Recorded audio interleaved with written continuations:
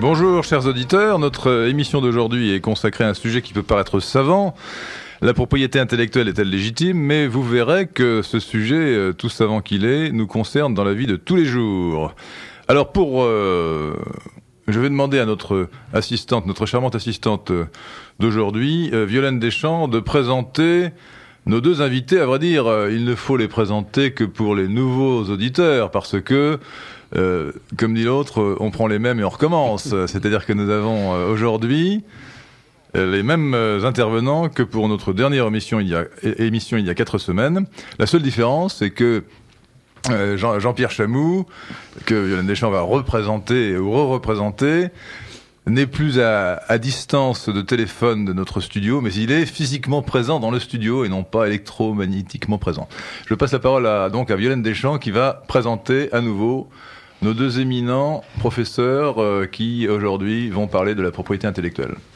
Bonjour, nous recevons donc aujourd'hui monsieur Jean-Pierre Chamou, économiste, professeur à Paris 5, auteur de Télécom, la fin des privilèges, édité aux presses universitaires de France, et du que sais-je, droit de la communication. Nous recevons aussi monsieur Bertrand Leménissier, qui est économiste et professeur à Paris 2, qui est le chef de file du mouvement libertarien en France et auteur de Le marché du mariage et de la famille, édité aux collections Libre Échange aux presses universitaires de France. Auteur du livre Économie du droit aux éditions Cujas, de La morale face à l'économie aux éditions Erol. Vous pouvez regarder ceci sur le site web leménissier.bwm-mediasoft.com. Alors il ne m'en voudra pas, mais il faut rappeler l'orthographe de Leménissier parce qu'il y a des gens. Important. C'est déjà, on est dans la propriété intellectuelle. J'avais dit d'ailleurs la dernière fois que si Bertrand Leménissier avait vécu à l'époque de Mérimée, son nom aurait figuré dans la célèbre dictée. Deux fautes d'orthographe. L-E-M-E-2-N-I-C-I-E-R. Donc il y a un seul M, il y a deux N, il n'y a pas d'S, il y a un C. Voilà. Bon, il n'y a pas un accent aigu. Enfin bon, vous pouvez faire toutes les fautes que vous voulez. Bertrand Leménissier. Bien. Donc. Alors, je vous disais que c'était un sujet savant, la propriété intellectuelle, mais si je vous dis piratage, commencez déjà à vous dire que ça concerne votre vie de tous les jours. Si je vous dis contrefaçon, c'est un peu plus savant, mais si on vous a rapporté un sac Gucci de Pékin, ce qui est de plus en plus fréquent, vous comprenez ce que cela veut dire, la contrefaçon. À quel prix? À quel prix? Ouais, un sac Vuitton, je voudrais pas faire de la publicité clandestine pour Gucci. Bon, et alors, aujourd'hui, dans le Figaro de l'économie de ce matin, vous avez peut-être lu « Musique en ligne ». 98% des morceaux piratés. Alors ça veut dire qu'en fait, les Français téléchargent, d'après une étude récente, alors les études valent ce qu'elles valent, mais c'est un ordre de grandeur sans doute, les Français téléchargent, je parle des Français seulement, 1 milliard de chansons par an sur Internet, 1 milliard, mais n'en paie que 20 millions, c'est-à-dire 2%. Alors, est-ce que la loi qui est actuellement en discussion sur cette affaire de piratage peut changer les habitudes des Français? Apparemment, d'après le sondage, les Français ne sont pas très impressionnés. Alors, pour traiter au fond le sujet, nous ne partirons pas de l'actualité, si vous le permettez, professeur Chamou, professeur Leménissier. Nous allons d'abord partir des principes, c'est quand même normal. Et la première question que je voudrais vous poser, ça sera: la propriété intellectuelle est-elle fondée sur des principes incontestables? La deuxième question, la propriété intellectuelle contribue-t-elle au bien commun? À l'utilité générale, si vous préférez. Et troisième question, est-ce qu'elle peut, cette propriété intellectuelle, survivre à l'essor d'Internet? J'ai un peu commencé par la fin en parlant du piratage, mais je voudrais que nous parlions d'abord des principes. Alors, je vais demander à Bertrand Leménissier qui est un libertarien, c'est-à-dire qui est un homme de principe. Je crois qu'il faut le dire. Les libertariens sont de nous dire ce qu'ils pensent de la propriété intellectuelle. Alors, avant d'entamer les principes, parce que je pense définition. Une question de définition qui est importante, parce que dans le mot propriété intellectuelle, on envisage normalement, les juristes envisagent au moins 3 choses différentes: la question du brevet d'invention, l'image de marque, et les droits de copie. Et même parfois les droits d'auteur, et sans parler du droit moral de l'auteur. Donc je pense qu'il faut faire ces distinctions-là, parce que ce qui rend complexe la question de la propriété intellectuelle, c'est qu'on a affaire à des choses parfois différentes. Alors voilà, vous avez Bertrand Leménissier. C'est un point important. Merci de me se rappeler à l'ordre, il faut partir des définitions. Alors la propriété intellectuelle, ça s'oppose à la propriété physique. Autrement dit, si vous êtes propriétaire d'une maison, vous avez une propriété immobilière. Non, pas de juriste ici, mais chacun connaît un peu des rudiments de droit, et surtout des professeurs d'université. Bon. Et les auditeurs aussi. Donc, si vous êtes propriétaire d'un fauteuil, c'est une propriété mobilière, mais toujours physique. Si maintenant vous êtes propriétaire d'un livre, vous avez toujours une propriété physique sur ce livre qui est un objet matériel. Mais alors c'est là le miracle de la propriété intellectuelle, que certains trouvent un scandale d'ailleurs, c'est que vous n'êtes plus tout à fait propriétaire du livre depuis qu'on a inventé la propriété intellectuelle, qui est une invention relativement récente dans l'histoire de l'humanité, qui a en France en tout cas environ 2 siècles, ça remonte à la Révolution française. Vous n'êtes plus tout à fait propriétaire du livre, vous êtes propriétaire du livre, mais vous n'avez pas le droit parce que la propriété était définie en droit romain traditionnellement par les 3 termes de fructus, usus et abusus. Usus, fructus, abusus. C'est-à-dire, on l'utilise, on peut même, on en produit les fruits, on en tire les fruits, par exemple les pommes du pommier, si on est propriétaire d'un pommier, et enfin, on peut en abuser, c'est-à-dire la faire disparaître. C'est ça la propriété au sens du droit romain de manière complète. Bon. Et alors, l'ennui, c'est que la propriété intellectuelle, c'est vous prive, vous qui avez un objet physique dans les mains, de toute votre propriété. Alors là, la question que je vous pose, parce que qui traite à la fois de la définition et des principes, est-ce que la propriété intellectuelle est une propriété ? Il y a 2 choses. Bertrand Lemenissier. Même dans cette façon d'aborder les choses, c'est un point important. Parce qu'on a pris le droit d'auteur ici, qui est d'écrire un livre. Alors j'ai écrit un manuscrit. Bon. D'abord, je peux penser moi-même mon manuscrit, avoir mes idées, et le problème de l'expression de cette idée qui prend la forme d'un objet matériel qui est un manuscrit, j'en fais ce que je veux. Je peux le garder, le détruire, ça c'est mon propre souci. Si je veux tirer les fruits de ce travail-là, à ce moment-là, il va falloir que je fasse des copies et essayer de vendre les copies. Donc les fruits de mon travail passent par ce qu'on appelle la reproduction, le droit de copie. Copyright en anglais. Mais je vous rappelle que nous sommes sur la radio du pays réel et de la francophonie. Oui, alors, copyright. C'est pour ça que j'ai parlé de droit de reproduction. Les droits de reproduction, c'est est-ce que je peux. Alors, 2 choses pour importantes. Moi, en tant qu'auteur, entre guillemets, je peux tout à fait reproduire ou faire reproduire, bien entendu, mon manuscrit. C'est un point important avec Internet. Mais si je veux tirer un fruit et puis que j'ai pas les moyens, moi, de faire des copies, 10 000 copies, etc., je vais voir quelqu'un qui est spécialisé là-dedans, qui est un éditeur, qui lui, bien entendu, et c'est lui qui va plutôt exiger les droits de copie, va essayer de reproduire ce manuscrit en N exemplaires, et généralement, on va demander des exclusivités ou va essayer d'empêcher l'auteur de vendre le même manuscrit à un autre éditeur qui lui ferait concurrence. Donc le droit de copie, c'est déjà une protection qui est accordée à l'éditeur vis-à-vis d'autres concurrents, qui n'est pas du tout la question de l'auteur. Donc il faut faire très attention dans ces 2 choses-là. La question du droit de propriété intellectuelle vis-à-vis de l'auteur et de la propriété intellectuelle qui concerne ou l'industriel ou l'éditeur. Ça, c'est 2 choses différentes. Alors, oui. Jean-Pierre Chamou, pour préciser encore cette définition. Alors, moi, je voudrais répondre strictement à la question que vous avez posée, parce que je la crois très utile. Bertrand Lemenissier, on n'arrive jamais à le canaliser, c'est un libertarien, donc il sort du sujet. Non, je ne sors pas du sujet. Là, non, il n'est pas sorti du sujet, mais il tourne autour par certains côtés. Bon, la propriété intellectuelle, votre question qui est judicieuse, est-elle fondée sur des principes incontestables ? Alors, ma réponse surprendra peut-être quelques auditeurs, mais moi, je réponds non. La propriété intellectuelle n'est pas fondée sur des principes incontestables. Elle est fondée sur une analyse très circonstancielle du rapport et du rapport social entre le monde qui crée un certain nombre de ces produits intellectuels, c'est-à-dire d'abord les auteurs littéraires, puis les auteurs de musique, et dans une période relativement plus récente, c'est-à-dire postérieure au moment où on a créé la notion de propriété intellectuelle dans le droit français, au moment de la Constituante, c'est-à-dire en 1792, postérieurement, il y a eu des droits de propriété intellectuelle qui ont dérivé vers l'industrie et qui, par exemple, comme l'analysait tout à l'heure Bertrand Lemenissier, ont permis de reconnaître des droits à des industriels ou des commerçants sur des marques, c'est-à-dire sur des créations industrielles abstraites. Merci de cette réponse très claire. Alors, je voudrais, pour la compléter, dire ceci. D'abord, la propriété intellectuelle dans l'histoire, je ne sais pas si c'est une parenthèse, mais en tout cas, c'est une petite partie de l'histoire, puisqu'elle n'a existé en France que depuis 2 siècles, ce qui n'est pas grand-chose. Elle a été réclamée par Diderot et par les encyclopédistes. Deuxièmement, elle a été sacralisée par la Constituante, et elle est ensuite partie dans d'autres cieux. Deuxième remarque, la propriété intellectuelle n'est qu'un îlot. Un îlot dans l'immense production intellectuelle. Si je suis mathématicien et que je découvre un théorème, je n'ai pas la propriété de ce théorème. Ouais. Et nous ne payons pas de droits de reproduction aux descendants de Thalès ou d'Euclide.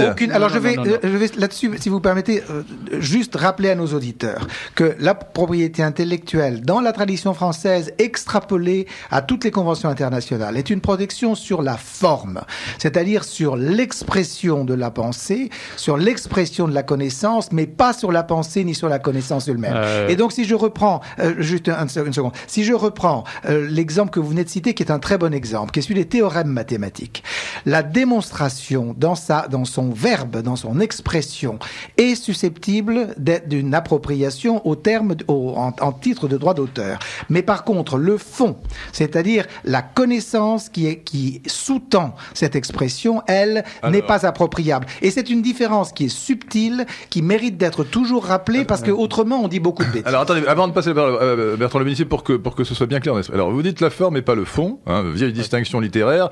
Le problème, c'est que ça vaut peut-être pour les œuvres littéraires ou les œuvres d'art, mais pour un brevet, dire que on oppose la forme et le fond, industrielle, c'est la grande différence. La propriété intellectuelle, c'est aussi bien la propriété littéraire que la propriété. Alors, c'est pour ça que j'ai fait la remarque.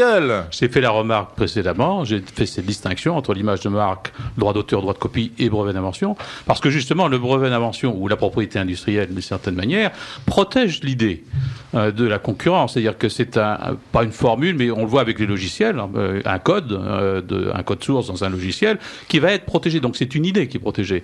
Dans la propriété littéraire et artistique, si vous voulez, l'idée n'est pas protégée. C'est l'expression, c'est-à-dire le manuscrit ou la copie qui va être protégée. Donc ça, je peux faire deux livres sur la même histoire. Là, on ne va pas m'empêcher de dire ça. En revanche, Kodak, quand il va proposer un procédé qui va le breveter, il va empêcher, bien entendu, celui qui va arriver après, le dépôt de brevet, avec le même procédé, d'exercer ou d'utiliser ce qu'il a pensé lui-même, sans avoir copié nécessairement. Donc le brevet d'invention est une protection sur une idée elle-même, et ça c'est un point justement qui est important. Et puis c'est pas le cas du droit d'auteur. Alors, attendez, pour ne pas rester copie, c'est autre chose. Je voudrais donner deux exemples parce que je crois qu'il faut que pour poursuivre la discussion, que nous ayons des exemples en tête. Alors, premier exemple, c'est une devinette. Savez-vous pourquoi Vivaldi a fait 600 concerti? Question. Facile. Non, honnêtement, je ne le sais pas. Eh ben, c'est une raison extrêmement simple. C'est qu'à l'époque de Vivaldi, la propriété intellectuelle n'existait pas, donc il ne gagnait de l'argent que sur la première copie, le premier exemplaire de son concerto. Ensuite, n'importe qui pouvait le recopier et le faire circuler. Donc, pour vivre, il avait besoin d'innover beaucoup plus. C'est d'ailleurs, c'est un sujet très intéressant parce que nous pensons beaucoup à l'industrie, mais une des graves questions qui se pose est de savoir si la propriété intellectuelle n'a pas stérilisé la création artistique. Tout à fait. Là, c'est un grand sujet qui est différent. Autrement dit, non, il n'est pas différent. Non, mais ça pourrait être légitime dans un domaine et pas dans un autre, ou productif dans un domaine et pas dans un autre. Bertrand Le Ménissier. Oui, donc non, attendez, j'avais dit deux anecdotes. Oui, la deuxième. Alors la deuxième, mais qui nous ramène au fond du sujet, c'est Google. Google a été fondé par deux mathématiciens américains qui s'appellent, si je me rappelle bien, l'un qui avait un nom prédestiné puisqu'il s'appelle Page. Larry Page et l'autre qui s'appelle Sergey Brin. Et ils ont trouvé un algorithme, c'est-à-dire en fait un théorème mathématique, enfin un objet mathématique. Une expression mathématique. Bon, d'accord. Non, mais alors là, différencier un algorithme d'un théorème, c'est quand même très subtil. Pour moi, c'est très différent. C'est une découverte mathématique. Et c'est la première fois dans l'histoire de l'humanité, à ma connaissance, que des mathématiciens font fortune avec leur découverte. Et c'est d'ailleurs... C'est très bien, si l'on veut. C'est un petit peu dommage du point de vue éthique, parce que Sergey Brin et Larry Page sont certainement de grands mathématiciens, mais enfin, il y en a eu beaucoup plus grands qu'eux, qui n'ont pas gagné un centime sur leur découverte. Et eux, ils ont gagné des milliards de dollars avec une invention qui est prodigieusement utile à l'humanité, puisque si on tape Bertrand Le Ménissier ou Jean-Pierre Chamou, entre guillemets, sur Internet, on trouve absolument pratiquement tout, même le groupe sanguin quasiment de nos invités, en tout cas leurs photos, leurs ouvrages, les procès qu'on a eu, tout. Donc c'est bon, mais là, c'est une découverte mathématique. Je ne crois pas, alors je parle sous le contrôle de Jean-Pierre Chamou notamment, qu'il y ait de protection de brevet de cette découverte. Et donc, c'est protégé par le secret. C'est-à-dire que l'algorithme est, paraît-il, secret. Voilà, donc le secret est une autre manière de protéger. Il y a beaucoup de choses dans ce que vous venez de dire qui sont intéressantes. D'abord, Vivaldi. Je reviens sur Vivaldi.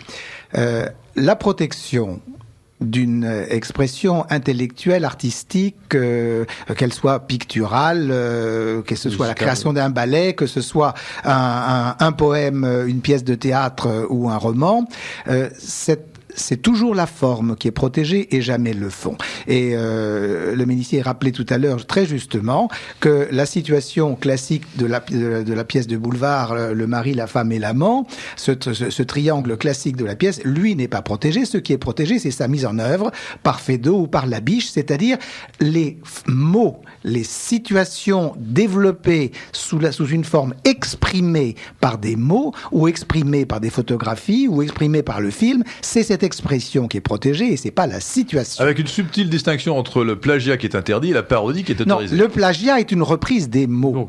Le plagiat est une reprise de l'expression. C'est pour ça que je fais cette différence et elle est sémantiquement essentielle. C'est l'expression qui est protégée, ce n'est jamais ni les idées, ni le raisonnement, ni l'intrigue en elle-même. Par contre, un personnage qui s'exprime, qui a un ton, qui a un style, qui a une couleur comme les personnages d'Hergé ou les personnages de Jules Verne, le capitaine Nemo est une création intellectuelle, certes, mais dans sa forme, elle est protégée, elle est reconnue à Jules Verne. Alors ça veut dire que ça veut dire que demain, je peux prendre le dernier livre de Jean-Pierre Chamoux, le dernier de Bertrand Le Ménissier, le paraphraser avec mes mots et le vendre sous mon nom. Alors, la notion de paraphrase est une notion qui est un petit peu délicate à interpréter, mais il y a une très longue jurisprudence là-dessus.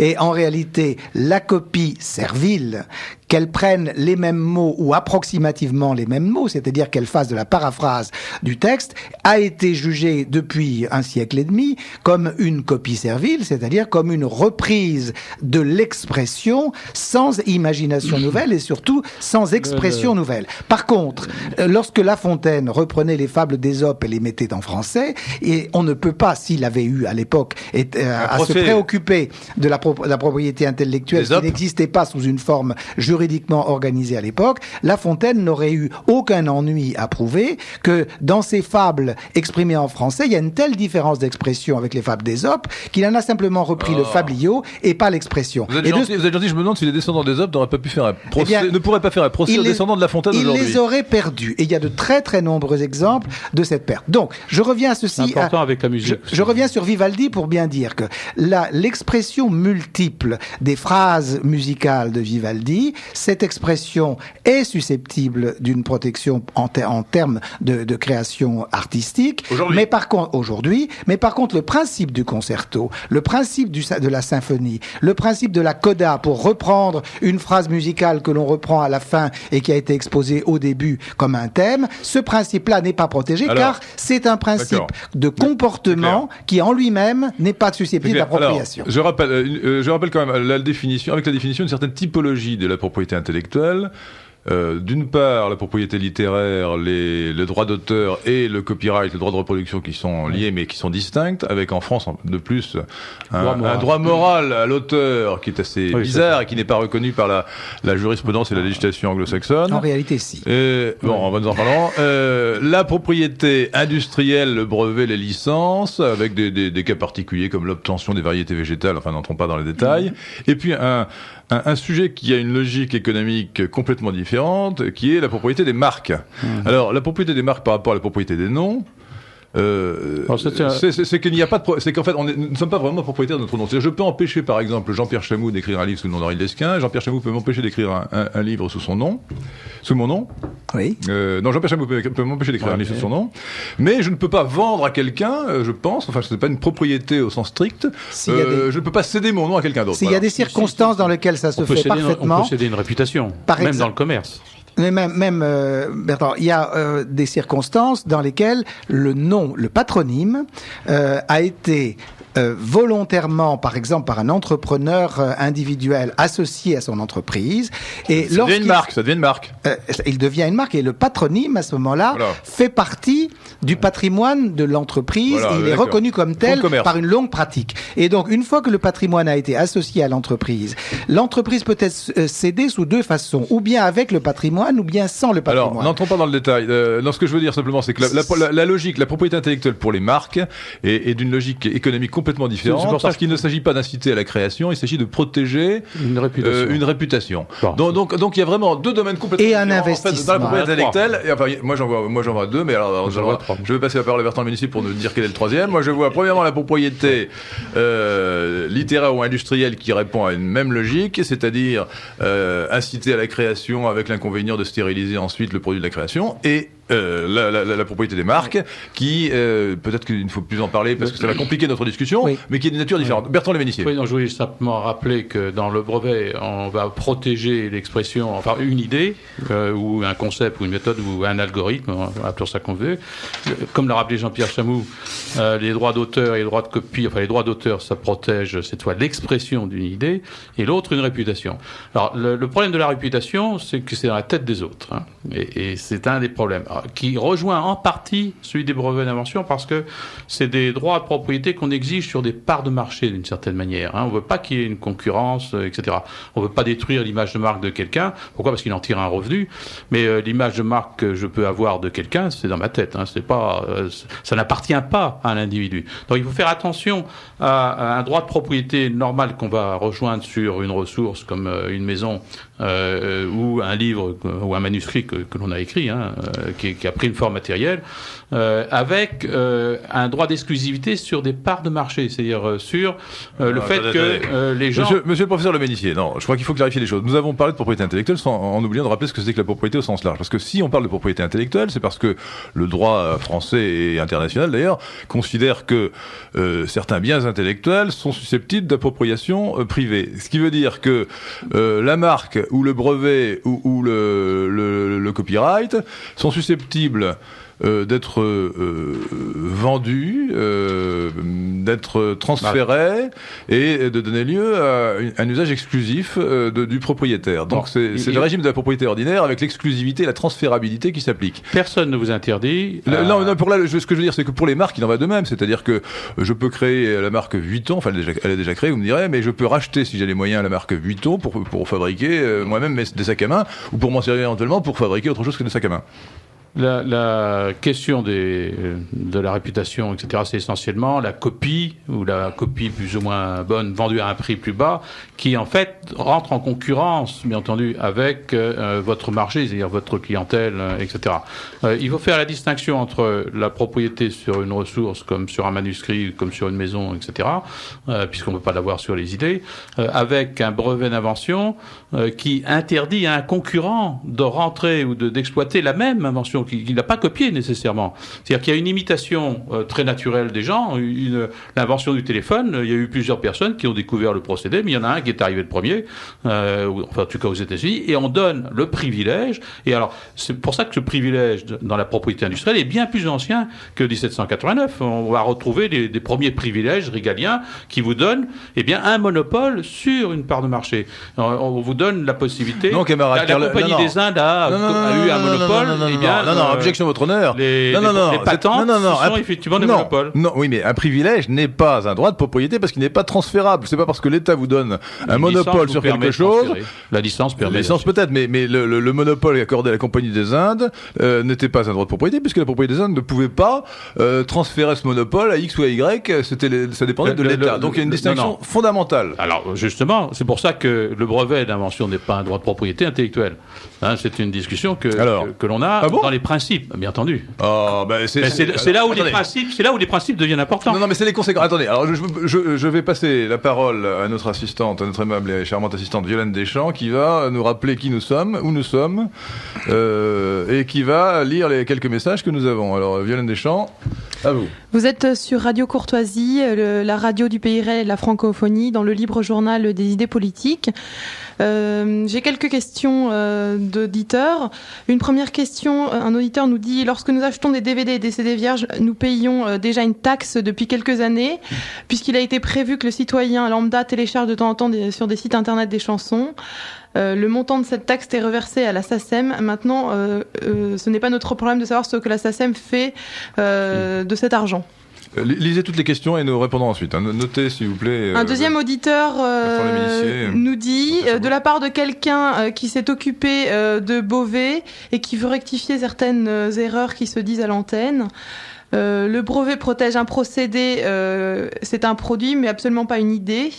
Le brevet n'est pas fait pour récompenser un inventeur, c'est une exception temporaire de concurrence.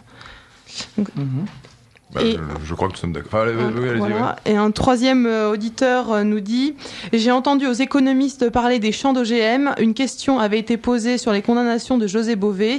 Personne n'a dit que les faucheurs volontaires avaient été récemment acquittés pour nécessité. En novembre ou décembre, pour 2 fauchages en région parisienne. » C'est hors sujet, oui. Bon, c'est scandaleux, mais c'est hors sujet. Alors, qui veut répondre aux questions? On peut répondre sur la taxe. La taxe qui a été créée en France sur les supports vierges depuis d'ailleurs fort longtemps, parce qu'elle s'applique sur les supports magnétiques, elle s'applique sur les DVD, elle s'applique sur beaucoup d'autres choses. Cette taxe, que j'estime pour ma part félonne, est une façon de redistribuer par une instrumentation publique, par une intermédiation publique, une partie du chiffre d'affaires qui est investi dans les supports d'enregistrement, en prenant le prétexte de redistribuer, c'est vraiment une décision tout à fait keynésienne, tout à fait redistributive, de redistribuer à une partie des gens dont le métier est celui d'écrire de la musique en l'occurrence, ou des textes, ou de n'importe quelle autre création artistique, donc de leur redistribuer une partie de l'argent qui est mis dans le circuit économique par les gens qui achètent des supports. C'est tout à fait extraordinaire comme mécanisme parce que c'est un mécanisme typiquement socialiste. C'est un mécanisme de redistribution tout à fait socialiste dans lequel l'État s'arroge le droit de dire à qui une partie de l'argent qui est mis dans le circuit économique sera redistribuée par autre chose que par un mécanisme concurrentiel et de prix.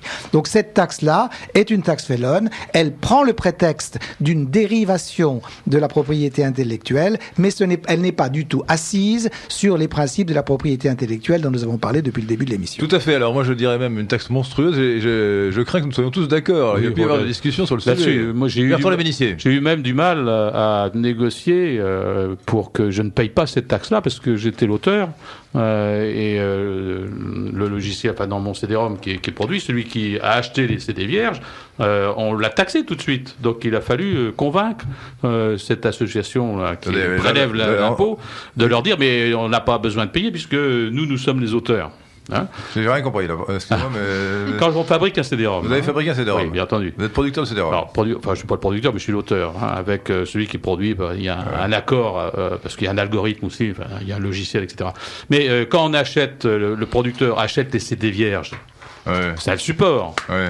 Bon, pour produire, donc on l'a taxé d'entrée. C'est la loi, oui. Oui, c'est la loi. Bien, nous, on a été obligés, pour pas payer cette taxe-là, d'amener la preuve qu'effectivement, c'était l'auteur qui utilisait ces supports-là.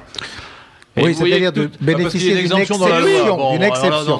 Mais c'est mais ça fait partie, bien entendu, de ce qu'a raconté Jean-Pierre Chamou de ce côté-là. Mais alors, ce qu'il faut savoir, mais ça c'est la troisième partie de notre émission, c'est qu'il y a actuellement une proposition qui a d'ailleurs été adoptée, je crois, au Parlement dans un premier temps, en Assemblée nationale, en première lecture, qui crée une nouvelle redevance absolument honteuse, sous prétexte. Alors, le prétexte est libéral, c'est pour favoriser la copie, pour l'autoriser.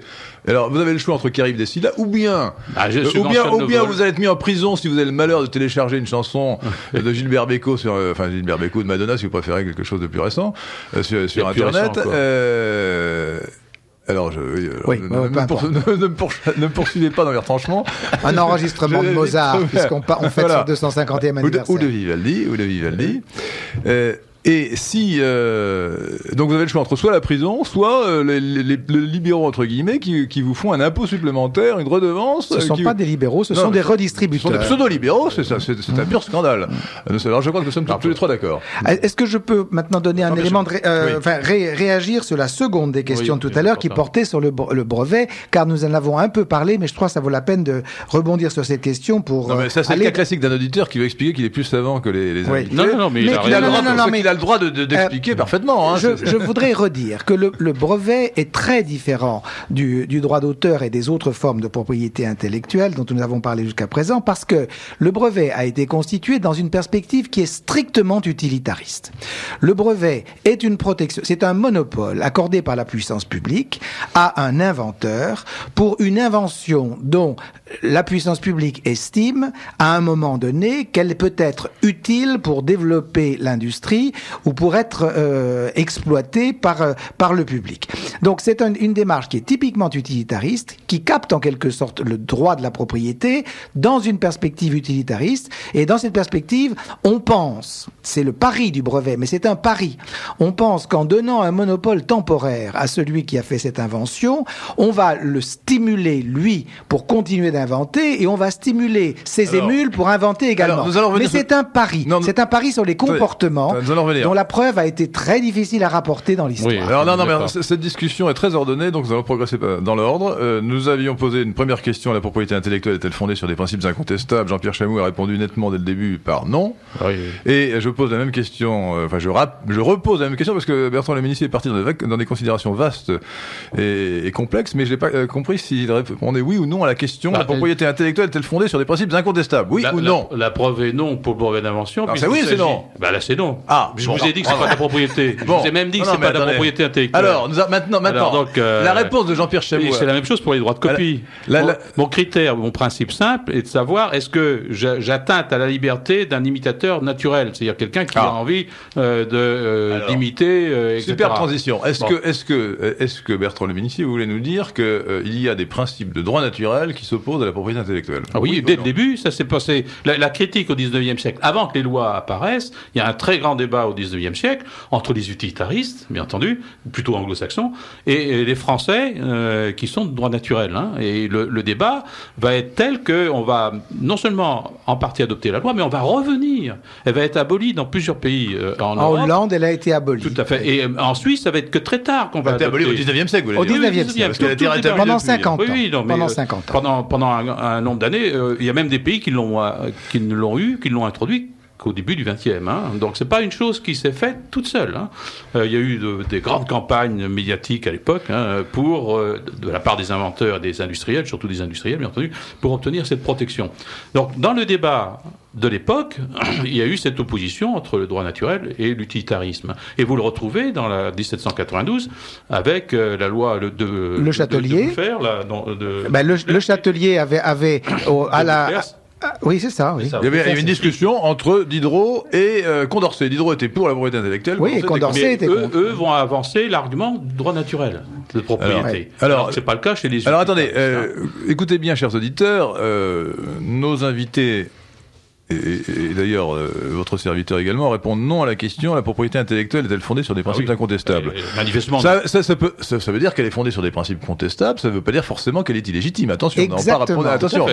La nuance est importante. Nous disons que les principes sont discutables, contestables au sens original du terme, mais nous ne disons pas qu'elle, enfin, en tout cas pour l'instant, sauf peut-être Bertrand Lemenissier, nous ne disons pas tous qu'elle doit être jetée par-dessus bord, purement et simplement, sans analyse. Et nous passons donc deuxième question que déjà d'ailleurs Jean-Pierre Chamou a commencé à aborder en répondant à la question sur le brevet: c'est la propriété intellectuelle contribue-t-elle au bien commun? Alors attendez. Parce que il y a une demande de répondre. Alors Bertrand Lemenissier, vous avez compris que c'est une question utilitariste. Exactement. En fait, la première question, c'était une question de principe, et la deuxième, c'est utilitariste. Est-ce que c'est bon ou c'est mauvais? Alors, je voudrais quand même... Par rapport à quoi? Répondre à Jean-Pierre Chamou, ou plutôt compléter, parce qu'il a dit, oui, le pari du brevet, c'est d'inciter le créateur à créer. Une deuxième raison très importante, qui est dégagée par l'analyse économique, et qui est peut-être encore plus importante, en tout cas aussi importante, c'est de faciliter la circulation de l'information, c'est-à-dire de faciliter la cession des droits. Parce que attendez, la réponse est la suivante: le créateur, il est incité à créer, certes, mais ensuite, s'il a créé s'il n'y a pas de propriété intellectuelle et qu'il a créé un brevet. Pardon, il n'a pas créé de brevet parce qu'il n'y a pas de propriété. Il a trouvé un procédé. Il a fabriqué des allumettes, par exemple. Eh bien, il va y avoir deux choses. Premièrement, il va pouvoir protéger son invention par le secret. Et à ce moment-là, évidemment... Coca-Cola. Mais alors bon, Coca-Cola, c'est un mauvais exemple parce qu'en fait, il n'y a pas de secret sur Coca-Cola. Il y a une illusion de secret. La formule a été redécouverte dans une bibliothèque d'Atlanta et maintenant, tout le monde sait que la formule a été publiée. Donc s'en fout, ils défendent leur image de marque maintenant. Mais c'est une erreur. Non, on connaît la formule. Bon. Et on est à la fin de l'avantage. Bon, de plus. Alors, non, mais pour en venir... attendez, là, vous m'avez troublé.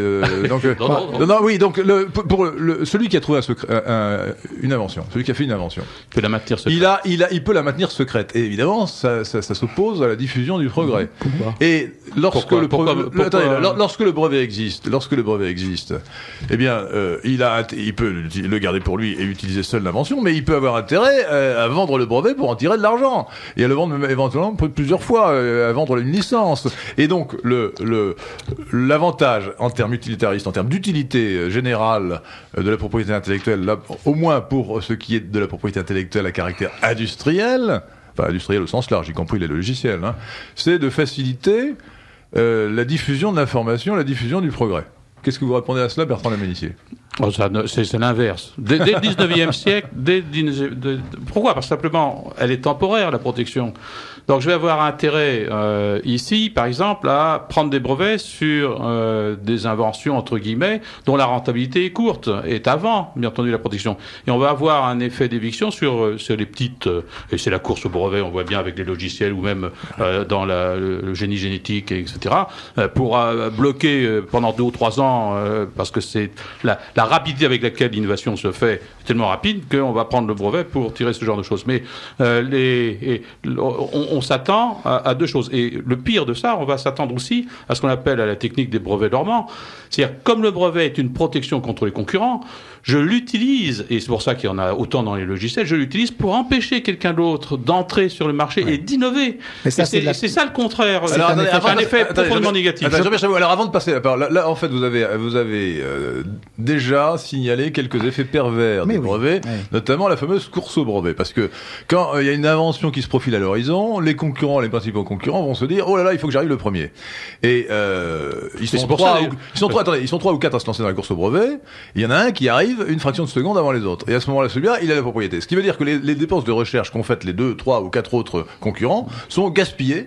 Elles sont perdues, puisque seul celui qui est arrivé le premier a le brevet. Jean-Pierre Chamou. C'est un principe concurrentiel tout de même. Alors je reviens donc ce que je disais tout à l'heure. Le brevet répond à une démarche essentiellement utilitariste.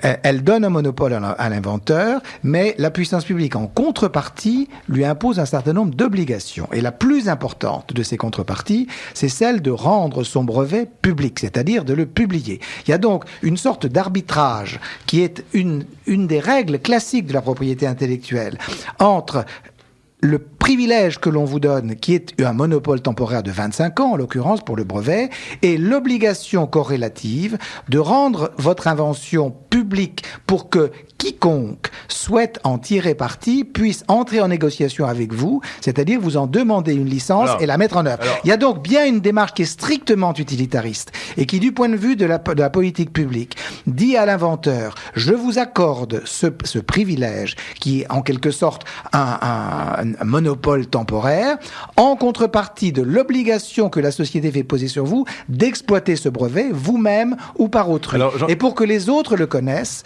on le publie, il est accessible à tout le monde et il doit être efficace. Et s'il n'est pas efficace, c'est-à-dire si un tiers ne peut pas, en lisant le brevet, en tirer effectivement parti, le brevet est nul.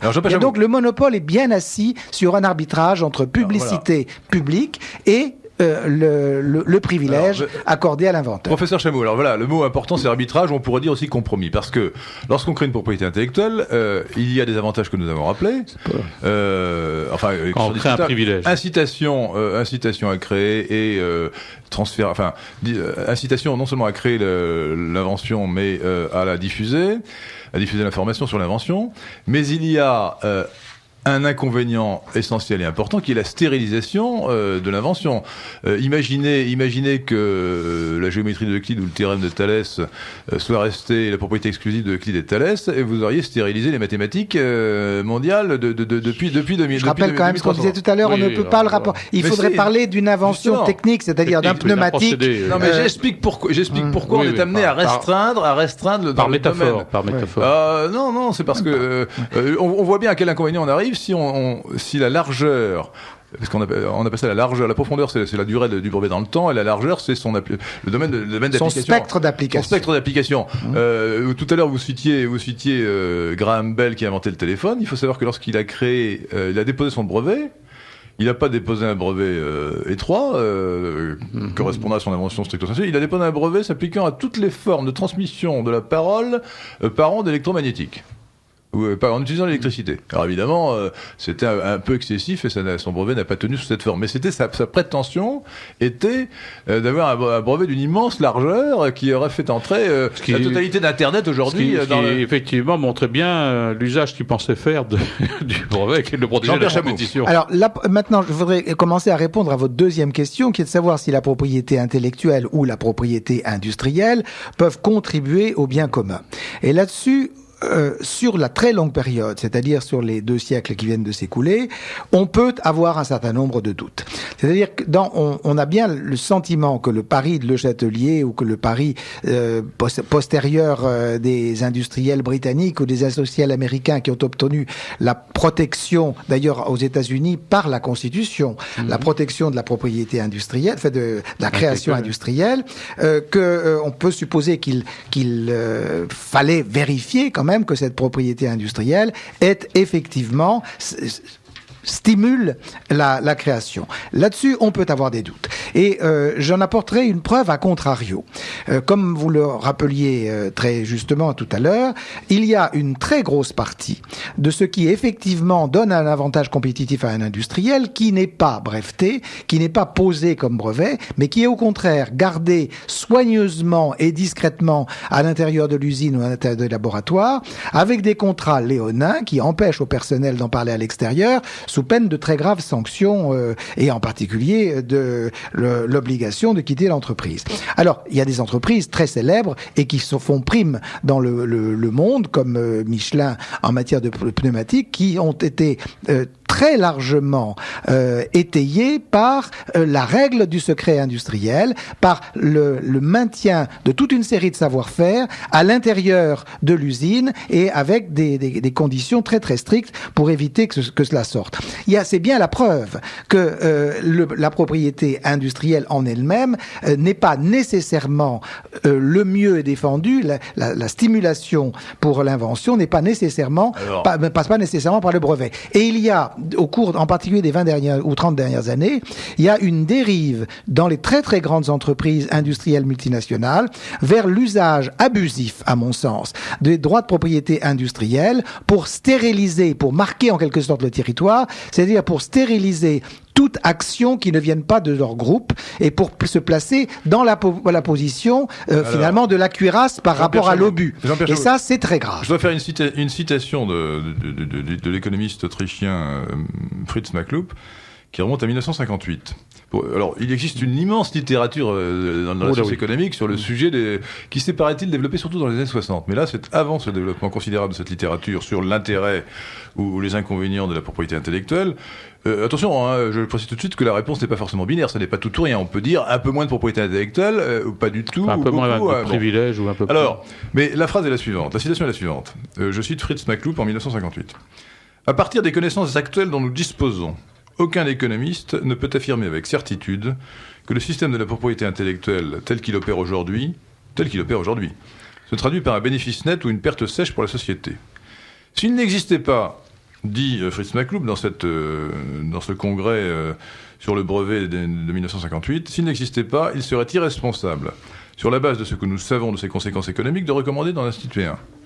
Mais, ajoute Fritz Machlup, qui apparemment est un conservateur, mais dès lors qu'il existe depuis longtemps, il serait irresponsable, à partir de nos connaissances présentes, de recommander de l'abolir. Et oui, parce que ça ferait tomber tout le château de cartes. Ouais. Et donc, Machlup, qui est un pragmatiste, et qui est d'ailleurs un homme qui a fait beaucoup de choses très intéressantes, en particulier sur l'économie des services. C'est un des premiers à avoir réfléchi à ce qu'il y a de nouveau dans l'économie des services par rapport à l'économie strictement industrielle. Et je partage beaucoup de ses positions et de ce qu'il a affirmé depuis 58 et encore plus récemment. Ce qu'il dit est juste. Et on revient bien à ce que je disais tout à l'heure, cette protection industrielle est essentiellement d'essence utilitariste. Et quand on est dans le domaine utilitariste, point trop n'en faut. Voilà ce que je voudrais dire. Point trop n'en faut. C'est-à-dire qu'à force de donner toujours un tout petit peu plus de protection, un tout petit peu plus, ou voire beaucoup plus de monopole à ceux qui ont l'habitude de prendre des titres de propriété industrielle, ce que l'on arrive à faire, c'est que l'on stérilise des initiatives qui viennent d'ailleurs. Et de donner des monopoles toujours plus étendus dans le temps, dans l'espace et dans le domaine, on crée les conditions pour désespérer en quelque sorte les inventeurs qui ne sont pas au cœur d'un système de propriété industrielle très puissant. Je donnerai un exemple. À la grande époque de la Compagnie Générale d'Électricité, qui était une des compagnies essentielles dans les années 70 et 80 du développement électronique en Europe, eh bien, il y avait plus de 200 personnes dans le service et de 200 ingénieurs dans les services de propriété industrielle de la rue La Boétie, et ce nombre très important de spécialistes faisait que pratiquement dans les domaines que la Compagnie Générale d'Électricité avait décidé d'explorer, il était à peu près impossible de prendre position sans passer par leur fourche codine. Et ça c'est réellement l'abus de la protection, l'abus de la propriété. Tout à l'heure, Bertrand Leménissier nous parlait d'un effet pervers de la propriété intellectuelle ou industrielle, qui est la course au brevet. Il y en a donc un autre, c'est l'enchaînement des brevets. C'est-à-dire, si on a besoin pour créer le brevet B ou C du brevet précédent il suffit que le propriétaire du brevet A le stérilise pour une raison de commerciale quelconque pour bloquer tout le progrès technique dans ce domaine. Alors je passe la parole à Bertrand Leménissier. Oui, c'est un peu plus grave que ça parce que c'est déjà grave ça quand même. Oui, non, je veux dire encore plus grave. Le privilège dans les découvertes comme dans l'aspect des médicaments ou même parfois des logiciels, mais on le voit avec la biotechnologie, on compose un médicament avec des molécules de base différentes et s'il y en a un qui obtient un brevet sur un truc qu'il a découvert et qu'on va combiner avec une autre molécule qu'un autre a découvert, on a produit ce qu'on appelle des anticommuns. C'est-à-dire pour exploiter finalement l'ensemble, il me faut l'accord de tout le monde. Donc en fait, vous ne l'aurez pas parce qu'il va falloir se partager la rente dans tout ça. Et donc on va freiner. Mais ça, c'est pas. Ce qui montre bien que le brevet n'est pas un droit de propriété, parce qu'il a droit d'y compris. C'est un droit de propriété, mais je voudrais juste rebondir sur ce qui vient d'être dit pour faire une remarque de science légale sur la compétition. Une remarque plutôt de science politique.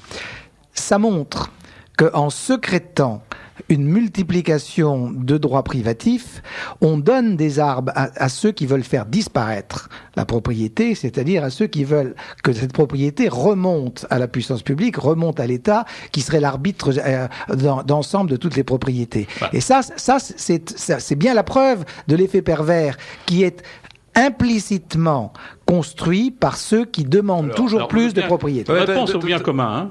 C'est très bien parce qu'on parle de médicaments. On en arrive. Donc l'industrie pharmaceutique vit beaucoup des brevets. Puis tout d'un coup, on s'aperçoit que le bien commun, c'est la santé. Enfin, si c'est la santé publique, on peut discuter bien entendu du résultat. Qu'est-ce qu'on fait ? Privée des hommes. On détruit le brevet parce que le prix du médicament devient tellement élevé que vous pouvez plus soigner. Donc on le remet au niveau générique. C'est-à-dire qu'on supprime le brevet pour certaines spécialités. Alors où est le progrès dans le domaine ? Mais rappelons ce que c'est que le générique. Voilà un bon exemple de propriété intellectuelle. Et la suppression du privilège. La sécurité sociale s'est aperçue que les médicaments coûtaient cher et donc a favorisé l'emploi des génériques. Alors qu'est-ce que c'est qu'un générique ? Est-ce que vous pouvez, Bertrand Leménissier, nous rappeler la définition du générique ? Le générique, c'est un médicament qui n'a plus le brevet, en fait, quelque sorte, ou n'a plus la marque, l'image de marque qui est mentionnée. Alors, il faut faire attention au sens générique. L'aspirine est devenue un nom générique. Faire attention dans l'image de marque qui devient générique, qui passe dans le sens commun, parce qu'il y a un mélange, évidemment, des deux concepts. Il y a des mots communs qui proviennent d'un nom du type qu'a découvert. En clair, vous avez un médicament qui a été trouvé par une entreprise qui lui a donné un nom de marque. Et puis, ce médicament tombe dans le domaine courant, mais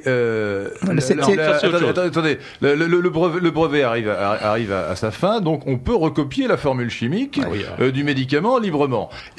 Mais on ne peut pas le produire sous le même nom de marque, parce que la marque reste, elle, protégée, indéfiniment. Donc, les génériques sont des médicaments. Les génériques sont des médicaments qui ont exactement la même formule chimique, exactement les mêmes effets, mais qui ne sont pas produits sous la même marque. Parce que le brevet est arrivé à échéance. Je le disais tout à l'heure, le brevet dure 25 ans.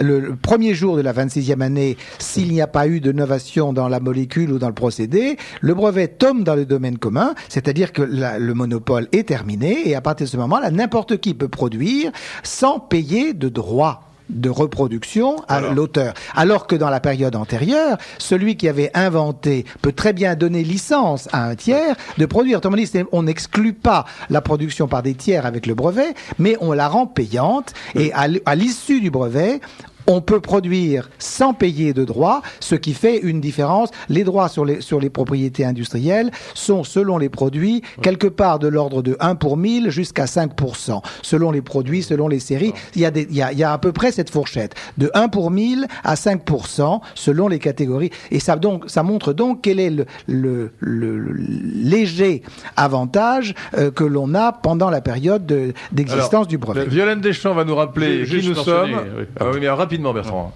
Juste parce que la question est du bien commun. On voit que maintenant, on va être amené... si la maladie se déclare et j'ai 25 ans de protection, vous avez le temps de mourir d'ici là, le temps bientôt que vous puissiez acheter le médicament. D'où la forte pression de la santé publique pour supprimer le brevet, ou en tous les cas faire en sorte que ça vienne beaucoup plus tôt.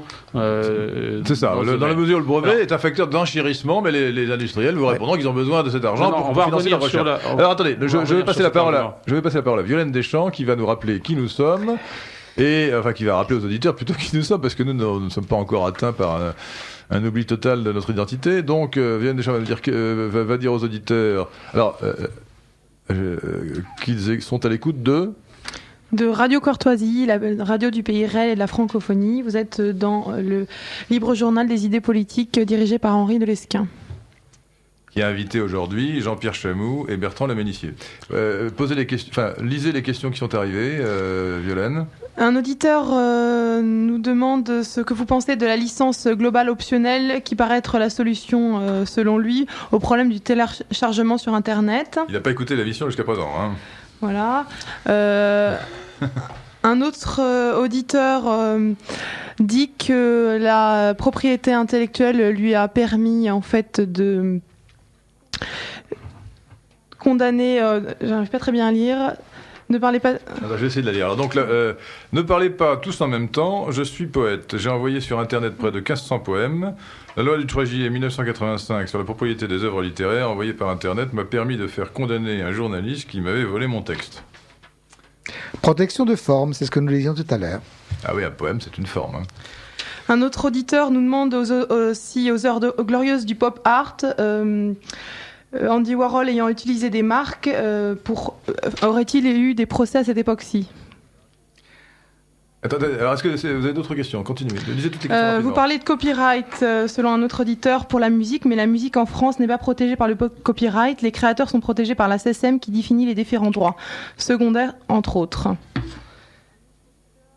Un autre auditeur dit aussi « J'aimerais vous entendre dire que les lois et les règlements dans le domaine que vous invoquez sont à peu près aussi inefficaces que le blocus continental. » Ça, c'est la troisième question. C'est la troisième question, oui. Et une auditrice nous demande qui est le bénéficiaire des taxes payées lors de l'achat d'une cassette vierge pour l'enregistrement d'une émission de Radio Courtoisie. Alors j'ai demandé, alors sur Radio Courtoisie je répondrai. Sur l'avant-dernière question va nous amener à au troisième chapitre de notre émission, et je vais laisser donc Bertrand Leménissier d'abord et Jean-Pierre Chamou ensuite répondre aux différentes questions qu'ils ont notées et où ils veulent intervenir. Avant de répondre, parce que c'est important, Henri, tu as mentionné un argument qu'on n'a pas évoqué jusqu'à maintenant, mais qui est quand même la justification du monopole, qui est si effectivement je pouvais copier facilement l'invention, j'aurais pas justement, moi imitateur, tous les frais à faire. Et il y a l'idée que l'effort marginal de copier est négligeable ou quasiment nul, alors que pour inventer la première pilule, en quelque sorte, il a fallu dépenser des années d'investissement, de recherche, etc. Donc il y a un argument économique qui a souvent été avancé, qui est que pour rentabiliser cet effort de recherche, il faut effectivement empêcher l'imitateur de copier l'invention qui se fait à un coût quasiment nul. Or, ça, c'est un argument justement qui est lié aussi à ce qui suit. Il y a l'hypothèse implicite que les gens qui imitent ou qui copient peuvent le faire à un coût nul et de manière instantanée. Or, un des échecs justement ou un des résultats ou des études que l'on a fait, c'est que l'imitateur, quoi qu'on en pense, n'arrive pas à copier instantanément et sans coût bien entendu, ce genre de choses. Il faut comprendre la formule, il faut être capable de la reproduire malgré tout. Il y a des dépenses, même quand nos étudiants font des copies, entre guillemets, avec une reprographie, mais ils payent... Le photocopiage, le fameux photocopiage. La photocopie, ils payent la photocopie. Photocopiage, d'après les propriétaires. Ça coûte, ça demande du temps, vous n'allez pas photocopier tout le bouquin, etc. Donc, et vous n'allez pas forcément le faire instantanément. Donc il y a ce point qui est une hypothèse essentielle dans l'argument, et qu'on va retrouver bien entendu avec la question d'Internet. Alors, vous voulez rajouter un mot, parce que leur tour, je voudrais arriver à trouver le chapitre rapidement. Oui, est-ce que je peux donner deux éléments de réponse? La question sur du poète était intéressante. J'ai dit tout à l'heure que c'était une protection de forme. Il est donc naturel qu'il ait obtenu gain de cause pour cette copie servile. La deuxième question sur le pop art était très intéressante. Je rappelle que pop art, ça veut dire l'art populaire, et que Warhol était un peintre des années 60 qui a été très célèbre, en particulier parce qu'il a reproduit des boîtes de conserve de soupe marquées Campbell, qui est une grande marque de la consommation des ménages américains de l'époque. Alors, je voudrais dire simplement à notre auditeur, et c'est une leçon intéressante et générale, que la copie de Campbell ou la copie de Coca-Cola ou la copie de Michelin, pour le mettre par exemple sur mon cahier, n'est en elle-même pas répréhensible. Ce qui est répréhensible, c'est l'exploitation de la marque par quelqu'un qui n'en est pas propriétaire et pour le même propos. Et donc, par exemple, si je voulais fabriquer des soupes et mettre Campbell dessus pour tirer parti de la notoriété de Campbell, je n'ai pas le droit de le faire. Mais reproduire une boîte de soupe Campbell par une photographie ou par une peinture quasiment photographique comme celle d'Andy Warhol, ça c'est parfaitement licite et il n'y a jamais eu de problème là-dessus. Non mais attendez, là vous répondez à la question, mais sur le droit positif. Il me paraît nécessaire de répondre applicable. Alors nous nous interrogeons plutôt, enfin il faut évidemment, c'est une question précise le droit positif, mais sur la légitimité de ce droit positif. Mais est-ce que c'est bon ou est-ce que c'est mauvais? Bon, efficace parce que c'est inefficace. Le fait que la liberté de reproduction soit assurée dans tous les cas, en particulier par la photographie ou par la reproduction picturale, est une preuve de liberté et d'une certaine façon, c'est un bon côté de la propriété industrielle. Nous allons passer. Oui, non, mais je voulais quand même dire un mot sur la deuxième question qui m'a beaucoup intéressé, qui est celle de à quoi servent les droits de reproduction. Ces droits de l'auditeur semble penser qu'un auteur musical ou qu'un auteur littéraire ne peut faire traiter ses droits que par une société d'auteurs qui est une collectivisation du droit d'auteur. La réponse est non.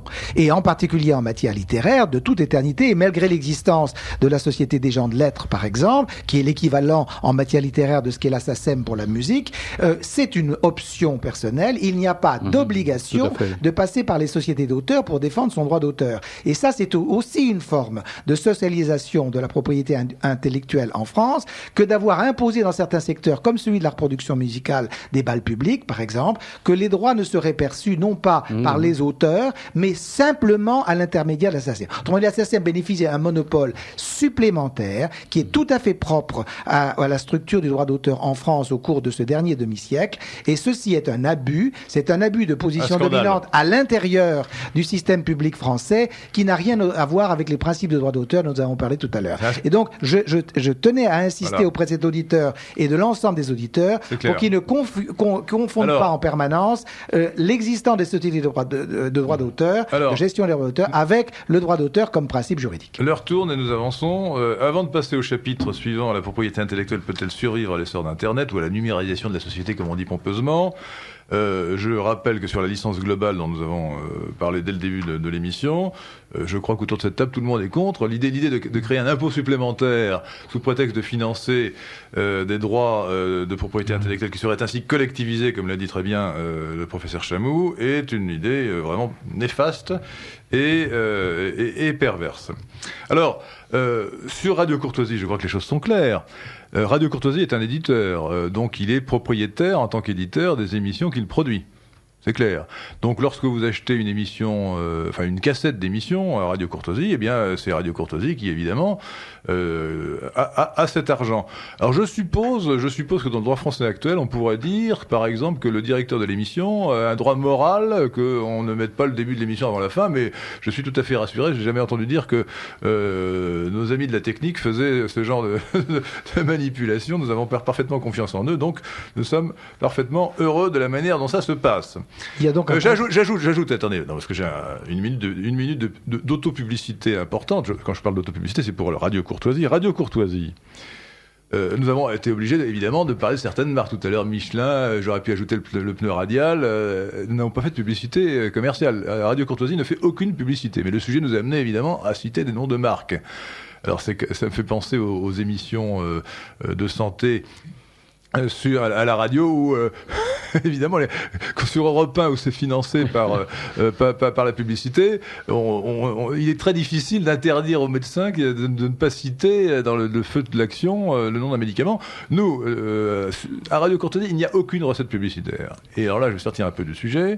Je voudrais que les auditeurs qui écoutent cette émission se rendent compte que Radio Courtoisie ne vit que de leur cotisation, qui est, si je me rappelle bien, de 40 € par an. C'est rien. Ce n'est rien. Donc, mettez-vous en paix avec votre conscience. Si vous n'avez pas encore réglé votre cotisation à Radio Courtoisie, faites-le dès aujourd'hui en envoyant un chèque. Radio Courtoisie, 61 boulevard Murat, Paris 16e, 40 € à l'ordre de Radio Courtoisie. Merci. Ce n'était pas de la publicité, mais de la promotion. Non mais attendez, c'est un appel au civisme, car Radio Courtoisie joue un rôle important et unique dans l'univers culturel et politique français et ne vit que de la bienveillance, de la solidarité de ses auditeurs. Donc c'est très important que vous vous rendiez compte que vous devez... selon le principe kantien, agir comme vous voudriez que tout le monde agisse, puisque si personne ne donnait de cotisation, Radio Courtoisie disparaîtrait, vous ne pourriez plus l'écouter. Donc le seul comportement moral, chers auditeurs, que vous puissiez avoir, c'est de cotiser dès aujourd'hui, enfin demain à la rigueur, on peut vous laisser un délai de grâce de 24 heures pour mettre en paix avec votre conscience, mais n'oubliez surtout pas de financer Radio Courtoisie si vous pensez que cette radio est utile aux idées politiques et culturelles qui vont dans le bon sens et qui permettent à la France de se redresser. Alors je passe maintenant au troisième chapitre de notre émission. Je rappelle que notre émission porte sur le thème suivant: la propriété intellectuelle est-elle légitime? Et nous arrivons maintenant au troisième sujet: légitime ou pas, est-ce qu'elle peut survivre? La propriété intellectuelle peut-elle survivre à l'essor d'Internet? Peut-elle survivre à la numérisation des produits, au moins dans certains domaines, puisque je rappelle ce que j'ai dit en début d'émission, selon une étude récente, les Français d'abord, 50% des foyers français ont un ordinateur, 40% ont un accès à Internet, et ça sera certainement 60% dans quelques années, ou quelques mois. Et 1 milliard de chansons seraient échangées sur Internet chaque année, ont été échangées sur Internet en 2005, dont à peine 2% ont donné lieu à un paiement. C'est-à-dire que le transfert gratuit, qu'il soit ou non considéré selon la loi comme un piratage, est la règle et que le paiement est l'exception. Alors est-ce qu'il n'y a pas une contradiction entre le droit de la propriété intellectuelle, dont Jean-Pierre Chamou notamment a fait l'historique avec Bertrand Leménissier il y a quelques instants, et le développement d'Internet et de tous les moyens de transmission de l'information sous forme numérisée? Alors moi je voudrais dire d'abord que nous avons beaucoup parlé du brevet dans la demi-heure précédente, et maintenant on revient vraiment au droit d'auteur, c'est-à-dire à la création intellectuelle qui n'a pas une vocation utilitariste, mais qui peut être celle de la musique, de la poésie ou des autres arts plastiques. Et donc, ce qui est le défi posé par Internet, c'est celui de la distribution, de la mise en forme d'une pensée quelconque, que ce soit une pensée musicale ou que ce soit une pensée littéraire ou équivalente. Et c'est aussi la diffusion, d'ailleurs, du film ou de la photographie, c'est-à-dire d'une forme d'expression qui n'est pas nécessairement écrite, mais qui par contre peut prendre des images ou des dessins comme propos. Alors, dans ce contexte-là, on est strictement encadré par la notion de la propriété intellectuelle la plus ancienne, c'est-à-dire la protection, la constitution et la protection du droit d'auteur. Il y a en France une très vieille tradition de dire que quelques exceptions au droit d'auteur permettent la libre transmission sans payer de droits et sans demander l'autorisation préalable à l'auteur de tout ou partie de ce qu'il a écrit, de ce qu'il a dessiné ou de ce qu'il a filmé. Et parmi ces exceptions, il y en a deux qui sont essentielles à rappeler ici. L'une, c'est ce que l'on appelle la diffusion dans le cercle de famille, c'est-à-dire auprès le cercle de famille étant défini au sens large, c'est un groupe d'étudiants, une classe, des amis, bien entendu les cousins et les petits cousins, cousins. Donc la diffusion dans le cercle de famille, c'est une exception française, typiquement française, n'a jamais été soumise à droit. Et donc dans le cas d'Internet comme dans les autres, quel que soit le mode de distribution, j'ai acheté un disque, je le mets sur mon courrier électronique, je le distribue à 3 membres ou 4 membres de ma famille, je ne suis pas en infraction. Là-dessus, cette diffusion est parfaitement licite.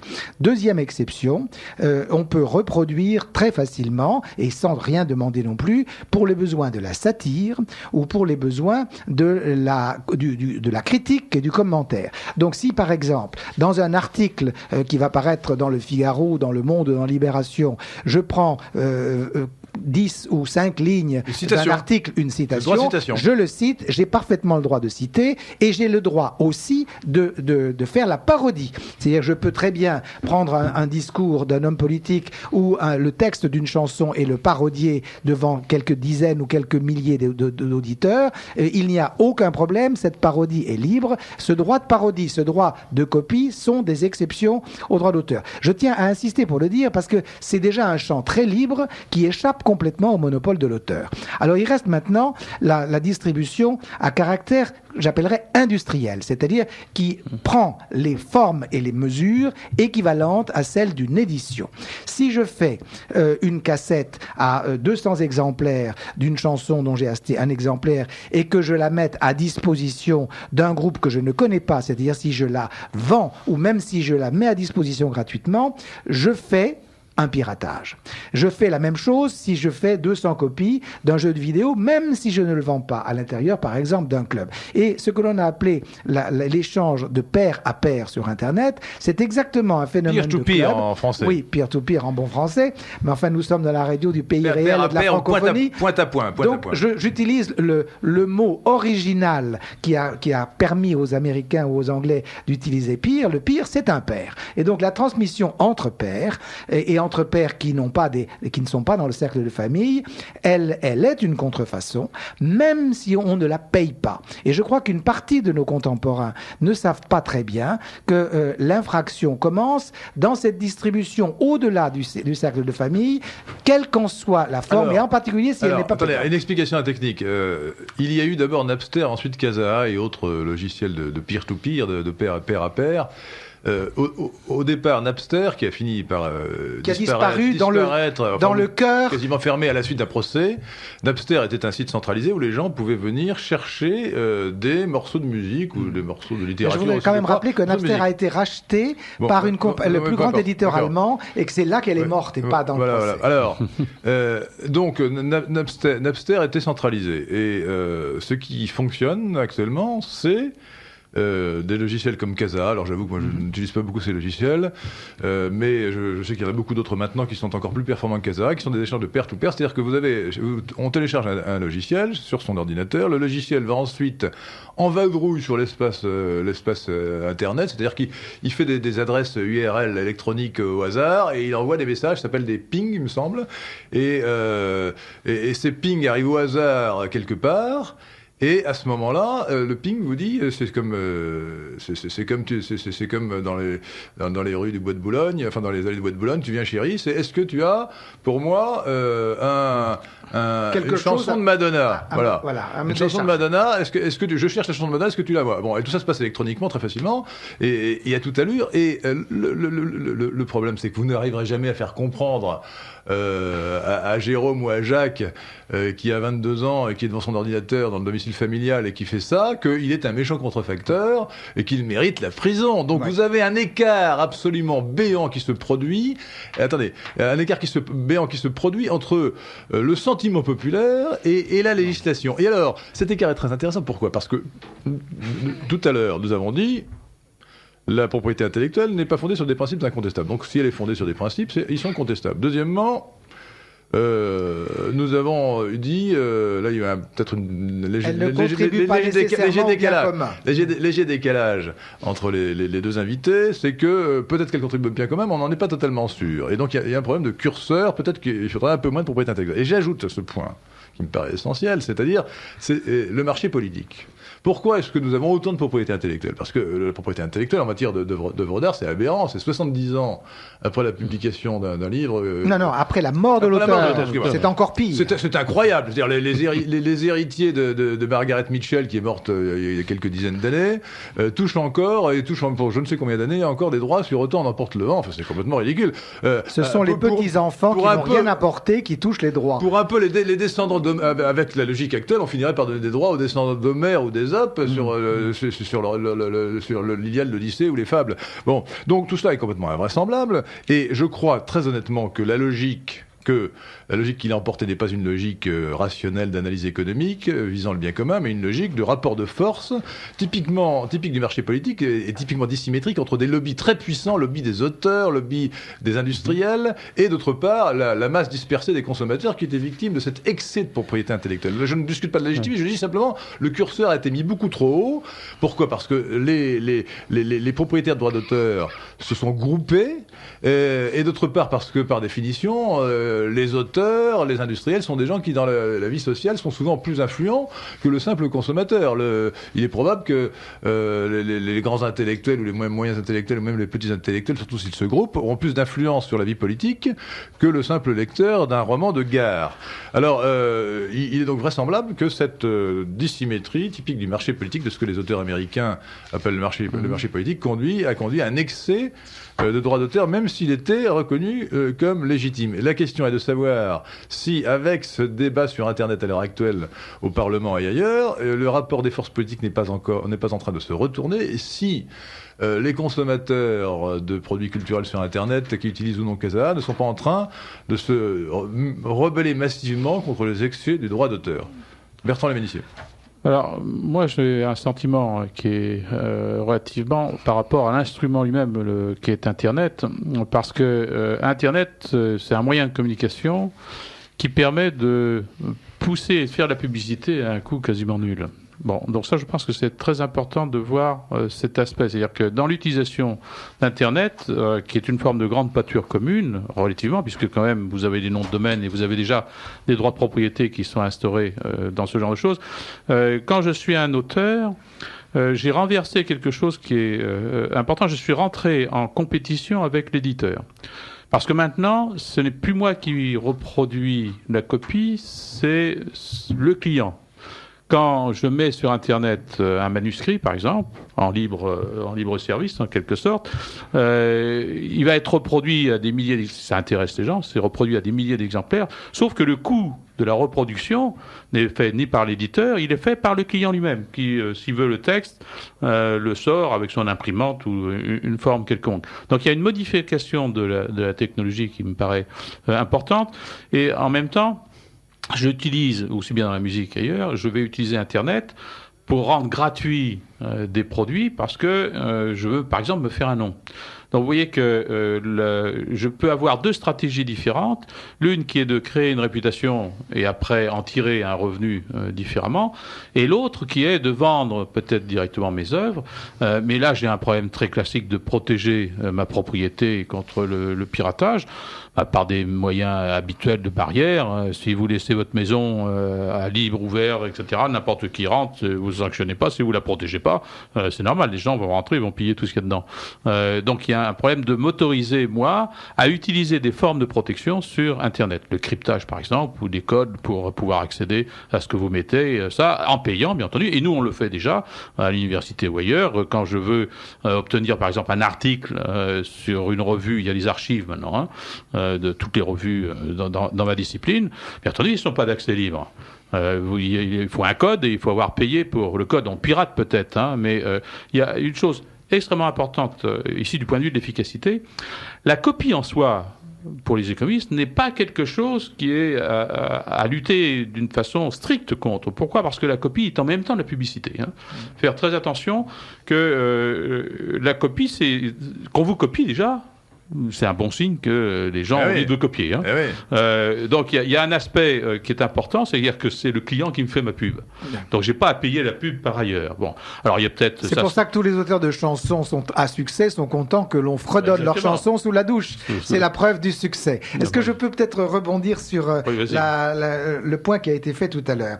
Je vais d'abord citer Victor Hugo. Je trouve que c'est toujours intéressant de citer les grands auteurs. Je rappelle que Victor Hugo a été aussi un homme politique. Et voilà ce que disait, j'ai le texte sous les yeux, voilà ce que disait Victor Hugo à propos du droit des héritiers à bénéficier de la création de leur père ou de leur mère.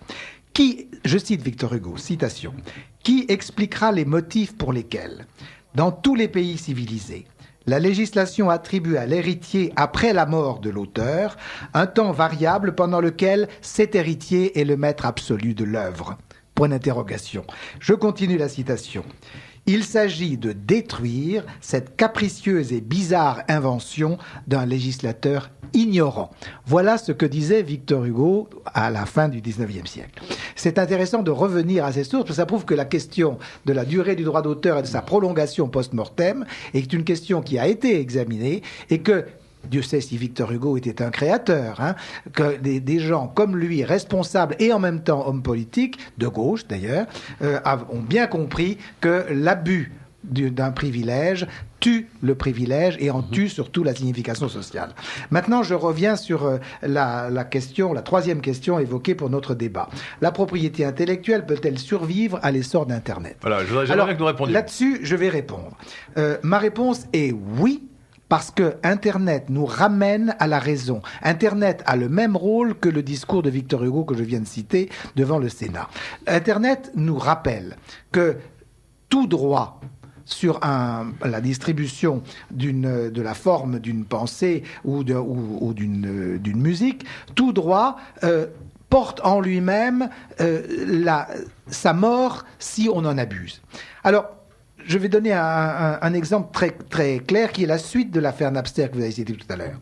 Napster a essayé de créer une distribution moyennant un droit très faible, une distribution de pair à pair de la musique de notre époque, en particulier entre les jeunes gens, formant club à l'échelle de quelques centaines de milliers ou de millions d'individus abonnés à Internet. Et qu'est-ce qui s'est passé après les difficultés que Napster a rencontrées face au lobby très puissant de la distribution et de l'édition musicale? Il s'est passé que d'autres industriels, un peu plus habiles et instruits par cette première expérience, et en particulier les patrons de la compagnie Apple, ont compris qu'il fallait mettre dans un même pot l'intérêt de l'édition, l'intérêt des auteurs et l'intérêt des consommateurs de cette musique. Et qu'est-ce qu'ils ont fait? Ils ont fait l'iPod. Et derrière l'iPod, qu'est-ce qu'il y a? Il y a une bibliothèque dans laquelle les éditeurs de musique, mais à un prix très inférieure à celles qui font subir aux acheteurs de disques, mettre leur musique à disposition, moyennant quoi l'effet d'échelle industrielle est acquis, et donc le jeu devient un jeu à somme positive, les éditeurs y gagnent, les auteurs y gagnent, et le consommateur trouve pour 3 francs dessous la musique qu'il veut trouver par millions de titres. Vous avez répondu donc l'un et l'autre à la troisième des questions, c'est-à-dire... Est-ce que la propriété intellectuelle peut survivre à l'essor d'Internet? Si j'ai bien compris, en tout cas c'est ce que j'en tire. Elle peut survivre, mais ramenée à des formes, à des formes plus naturelles et moins excessives. Maintenant, nous arrivons bientôt au terme de notre émission, et je voudrais que chacun d'entre vous puisse conclure. Mais alors vraiment en quelques mots, 30 secondes ou 1 minute maximum, pour répondre, pour conclure, pour résumer sa pensée sur la question générale, la propriété intellectuelle est-elle légitime? Bertrand Lavinissier. Alors, moi, ma réponse d'abord, qu'il ne faut pas employer le mot propriété quand c'est pas le mot qu'il faut employer. Quand on parle de privilège avec les brevets, c'est un privilège qui doit être supprimé. Donc là, il n'y a aucune difficulté. L'autre aspect, je pense, c'est de redonner, bien entendu, à l'auteur ou à celui qui crée ou au créateur, la possibilité, bien entendu, de protéger son œuvre et puis de la reproduire comme il l'entend. On a beaucoup occulté dans ce débat les intérêts extrêmement divergents qui existent entre l'auteur et l'éditeur. Pas ici, non, rien occulté ici. On n'en a pas trop discuté. Mais on n'a pas eu le temps, mais on n'a rien occulté. Attendez, parce que... Oui, je veux dire, dans le débat, parce qu'on n'en a pas, on n'a pas évoqué... Rien voulu occulter, ça, non. On n'a pas pensé parfois aux aspects conflictuels qui peuvent exister entre les auteurs et les éditeurs qui n'ont pas les mêmes objectifs. D'où l'importance ici de redonner, bien entendu, à l'auteur, et Internet peut faciliter ce genre de choses, il y a les possibilités de trouver les moyens de protéger sa propriété, de mettre ces barrières qu'il veut, il peut très bien ne pas en mettre s'il le désire, et de récolter les revenus, le fruit de son travail par des stratégies commerciales qu'il peut désirer. Donc c'est un aspect très contractuel, et je suis opposé, bien entendu, à toute interférence de l'État dans la protection des droits de propriété, y compris la contrefaçon d'ailleurs. C'est là qu'on voit le libertarien qui se réveille. Moi je suis un pragmatique. Jean-Pierre Chameau. Je suis un pragmatique. À la question de notre débat aujourd'hui, la propriété intellectuelle est-elle légitime? Je ne réponds pas directement, je dis elle existe.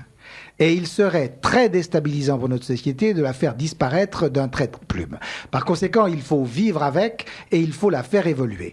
Et il faut la faire évoluer pour que justement les effets de rente abusive aient tendance à diminuer, alors que l'action de notre législateur, et en particulier du législateur européen par directive interposée, a été d'augmenter toujours plus, comme le disait Françoise Closet dans un ouvrage qui a quand même fait le tour de France, toujours plus de protection, toujours plus de bénéfices, toujours plus de couverture assurée par l'État et par la puissance publique. Et je dis, aujourd'hui Internet nous conduit à être plus raisonnables, à faire disparaître ces privilèges abusifs, et si c'est ça l'effet, j'en serais très content. Internet est un progrès considérable, et effectivement, je crois qu'il va permettre aux sociétés occidentales de limiter ou de remédier aux abus de la propriété intellectuelle qui atteint sans nul doute des proportions excessives. Alors, je voudrais maintenant que nous passions aux diverses annonces que nous avons à faire, mais la première peut-être consisterait à dire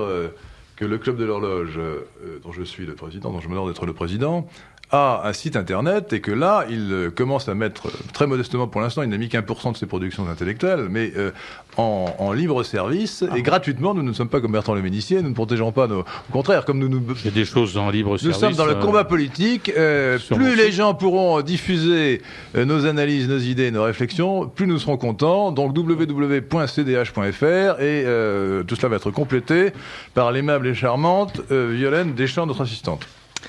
Après l'émission, les auditeurs peuvent faire part de leur observation à Henri de Lesquin en écrivant au Club de l'Horloge, 4 rue de Stockholm, 75 008 Paris. Le téléphone du Club de l'Horloge est le 01 42 94 14 14 et le courriel est cdh@cdh.fr. Les auditeurs peuvent retrouver les analyses d'Henri de Lesquin sur Internet dans 3 sites web: Club de l'Horloge, www.cdh.fr, site qui donne les dates du libre journal des idées politiques à la rubrique Agenda. Le site Voix des Français, www.vdfr95.com, où vous pourrez réécouter certaines des émissions d'Henri de Lesquin dans la rubrique Audiothèque. Le site Union pour le renouveau de Versailles, URV, www.urv.fr.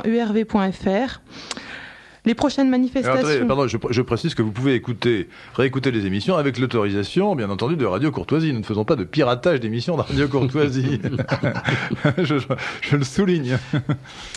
Les prochaines manifestations sont la rencontre du jeudi au Club de l'Horloge, 4 rue de Stockholm, Paris 8e, le 23 février à 20h30, avec le professeur Joseph Pigny sur le thème « La France est-elle encore un pays de liberté ?»